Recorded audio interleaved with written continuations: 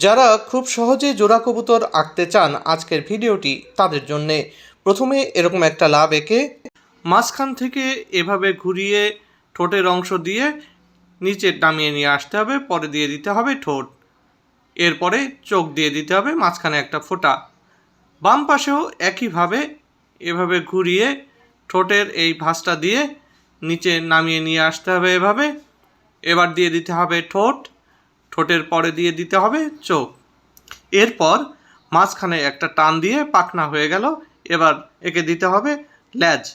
এভাবে কয়েকটা curve line দিয়ে দুই পাশেই দুইটা লেজ এঁকে দিতে হবে। এবার পায়রার পাখনায় ছোট ছোট করে এভাবে পালক দিয়ে দিতে হবে।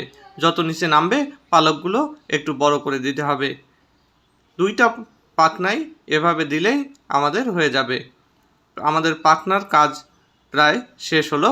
এবার লেজে কয়েকটা লাইন এভাবে দিয়ে দিতে হবে। এরপরে একটা ডাল এঁকে দিতে হবে। ডাল পাখির ওই পাশটায় থাকবে।